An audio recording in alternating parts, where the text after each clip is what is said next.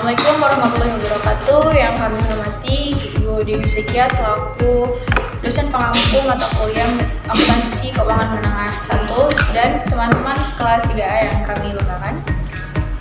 Sebelumnya perkenalkan, saya Umi Hasanah. Saya Ain Nadia. Saya Medi Salmaria. Di sini kami akan menerangkan mengenai materi pertama yakni instrumen keuangan tentang pengertian dan juga bentuk-bentuk instrumen keuangan. Untuk materi pertama akan disampaikan oleh Meli Salmaria kepadanya di sini. Di sini saya akan menjelaskan pengertian instrumen keuangan. Instrumen keuangan adalah aset keuangan ataupun dokumen permodalan yang nantinya dapat diperdagangkan. Berbagai aset ini berbentuk uang tunai ataupun dokumen kontrak yang memberikan akses pada seseorang untuk menerima ataupun instrumen finansial lainnya dan berbagai dokumen wujud pemilikan permodalan atas suatu entitas ataupun perusahaan. Contohnya cek.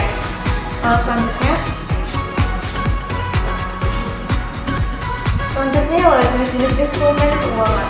Ada dua, yaitu yang pertama berdasarkan nilai dan berdasarkan dengan kelasnya. Berdasarkan nilai terdapat tiga jenis, yaitu cash instrument, yaitu instrumen keuangan yang nilai dalamnya bisa ditentukan oleh pasar ataupun kesepakatan antar kedua belah pihak. Contohnya adalah deposito ataupun sertifikat deposito atau faktur hutang dagang, hutang piutang. Yang kedua, derivative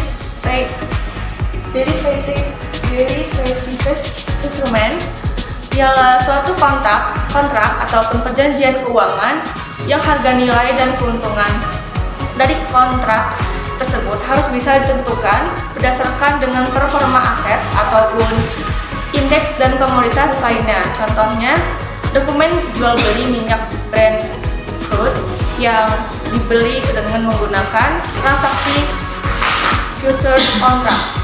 Yang ketiga, ialah instrumen keuangan combination.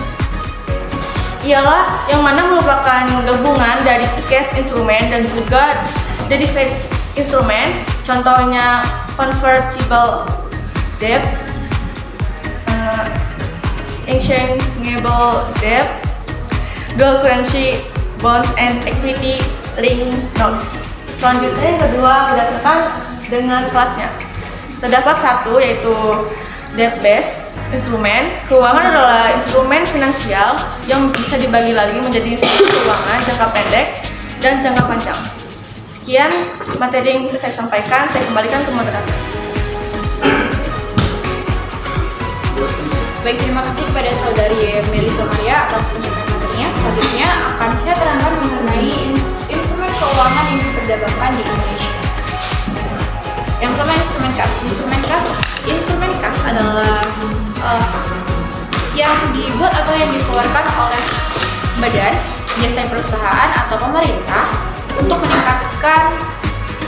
meningkatkan modal. Nah, ada 5 instrumen kas yang biasa diperdagangkan di Indonesia, yakni yang pertama ada saham.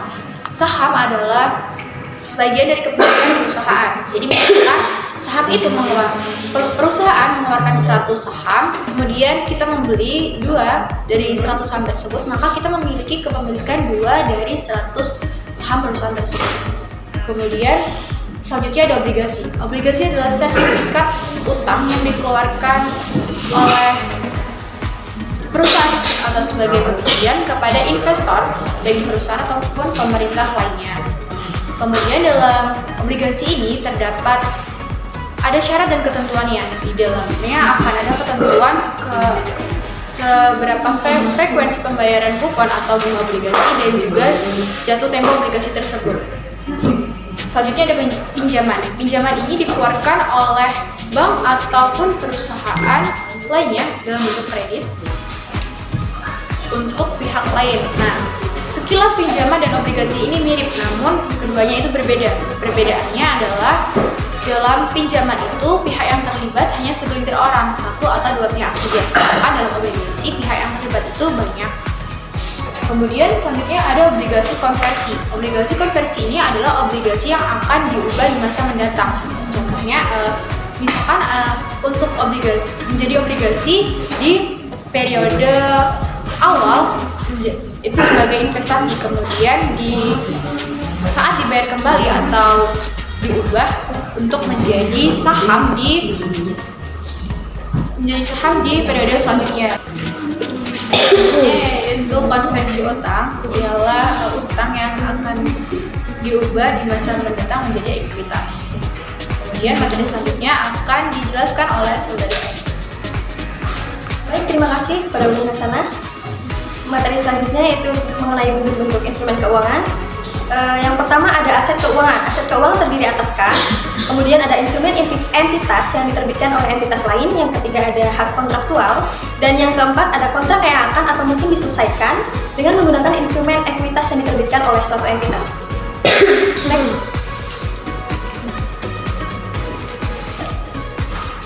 Yang kedua yaitu ada liabilitas keuangan. Liabilitas keuangan terdiri atas liabilitas kontraktual, dan yang kedua yaitu kontrak yang akan atau mungkin diselesaikan dengan menggunakan instrumen ekuitas yang diterbitkan oleh entitas.